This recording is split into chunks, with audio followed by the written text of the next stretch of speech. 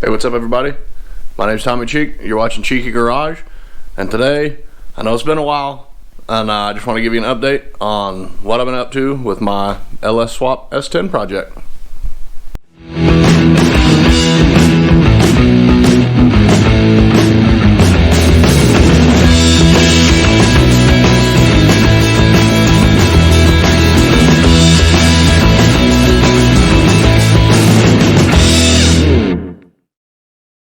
Alright, I just want to start and just, say sorry guys, it's been so long. 2020 was a crazy year, and I had, quite the ending. If you follow me on Instagram, you probably know I had COVID. Wasn't most pleasant, but it is what it is. Made it through, no problems. Ruined Thanksgiving. Then I think 2, maybe 3 days before Christmas, someone decided to change lanes into the side of my Colorado, so that was fun to deal with. Just got my truck back out of the body shop, and just overall, just kind of been, I'm only human. I've been dealing with a lack of motivation. It's been quite the chore to come down here in the garage lately, for whatever reason, but it's 2021. I got less than a month to go before it's been a whole year since I started tearing this truck down. And come hell or high water, I really want to try to at least get in a test drive before that 1 year mark. So let me show you what I'm up to. Okay, so here's the truck. Here's Gumby. Cooling system's done. I didn't really film any of this. This was part of the lack of motivation. It was more of a chore than it was anything else. And it took enough effort to just get me to do it. I definitely just wasn't feeling picking up the camera. But core sport's chopped up. The guts of the core sport are cut out. I cut the opening in the front of the core sport a little bit bigger. I'm going with a first gen 4.3, the HD radiator for first gen S10. I had to relief cut the top of the core sport. I tried to do it as clean as I could, but when I cut here and here, man, it was floppy. So I decided I wanted to try to bridge that gap, but still allow to get the radiator cap and everything.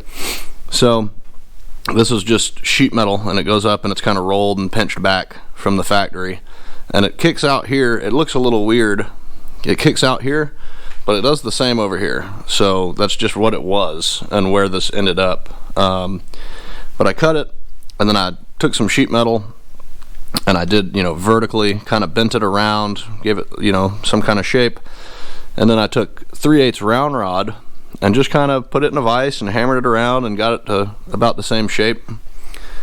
Welded it up, and it looks okay. It doesn't look factory, but it looks good enough. It looks better than some V8 swapped S10s you see, so I'm gonna live with it, assuming that it actually cools the motor and everything.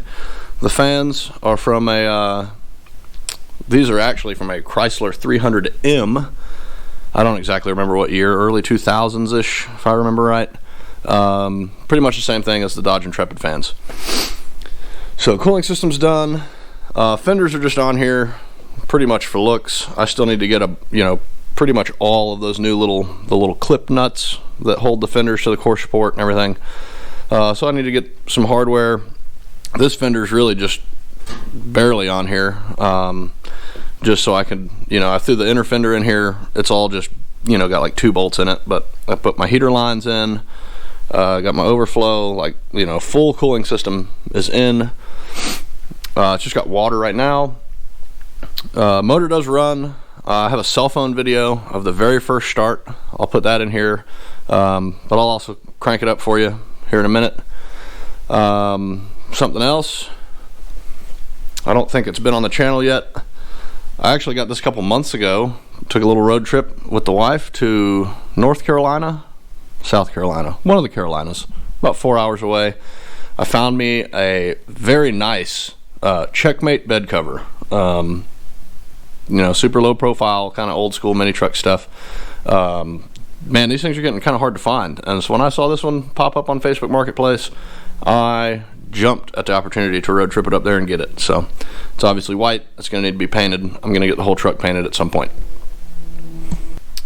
Okay, and this has been my most recent adventure here. Let me put some light on it for you. Boom. I'm not sure if that makes it better or not. That'll probably work.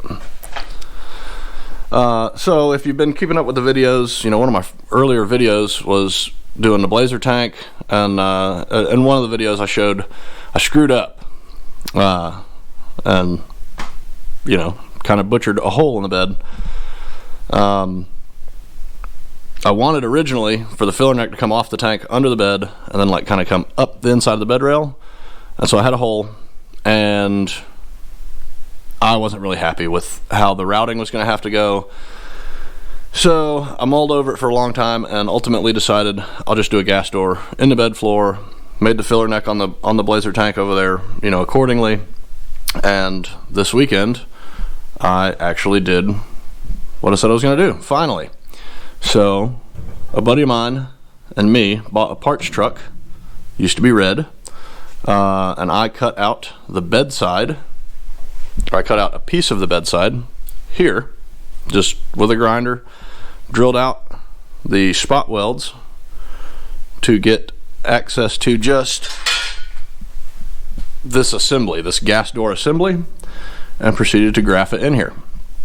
Now, I'm no professional body guy by any stretch of the imagination, but I'm happy with how it turned out, as well as obviously I fixed my botched hole before I cut another hole.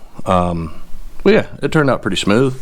You know, it's not perfect, but the plan has been the whole time to get the bed of the truck Line-X'd. So, you know, any imperfections that are in here, nothing a little Line-X won't fix or cover up anyway. So I'm super pumped on how this turned out. Again, this is just a gas door from a first gen S10. So now this truck has two of the same gas doors in it, and it's pretty close to flush. It's a little above flush on the high ribs. It's obviously, you know, much more above flush on the lower ribs, but that helps open it. So I dig it. I think it'll work out great. And you know, this whole ordeal with putting a blazer tank in, instead of doing like a fuel cell and, you know, a battery box and all this stuff in the bed, like I still want to be able to use this as a truck. It's obviously not a work truck, but like I want to road trip it across the country, and there's clearly no space in the cab. So, you know, tools, camping gear, clothes, a cooler, like all that kind of stuff. You know, I still wanted full functionality of the bed, and with this, it's a very small, you know, I'll need to keep this accessible, but other than that, it's still pretty much a fully functional truck bed. So I'm happy with it. All right, so now I have mentioned I have two gas doors, and I don't really care to, you know, when I do get the truck painted, to pay any extra money to have this gas door shaved.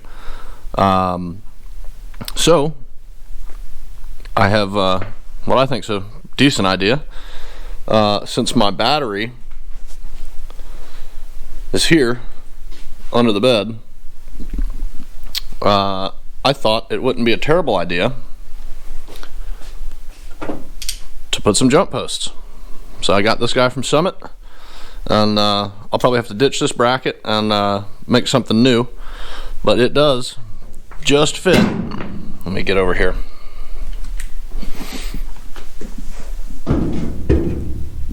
Hold on.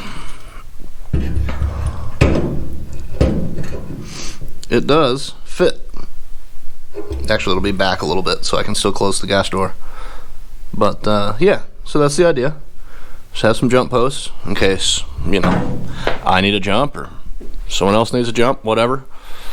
So that was that's my excuse to leave the old gas door. Alright, I'm going to put the clip of the my actual first start, which I think was from back in September or October. Just a cell phone clip. Smoky, chaotic, and it was idling very, very high. Turns out I did not have my water temp sensor actually plugged in, And you know, apparently that's kind of critical. ECU takes a signal from that regardless of what the temperature actually is. So I'll put that clip in here now, and then I'll crank it up for you here in real time.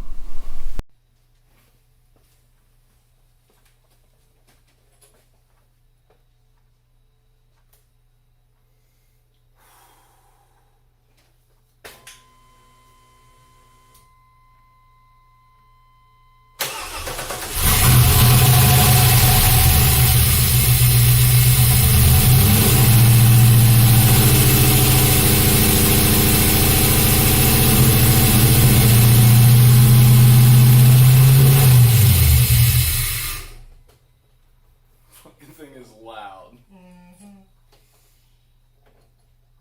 She's smoky.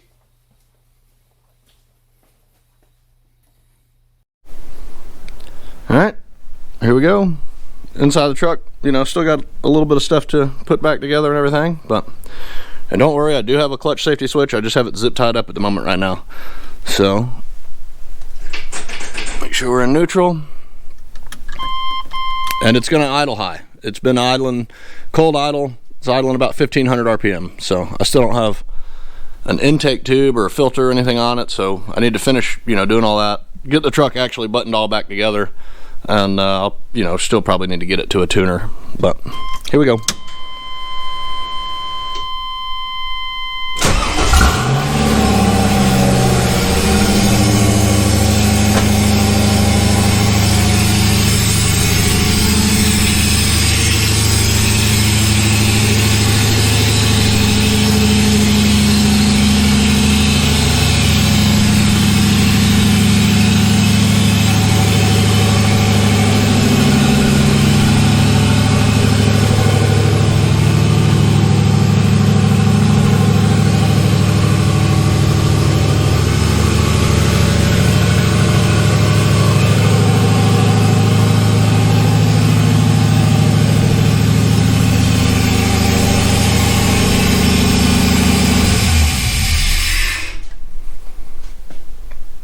There it is.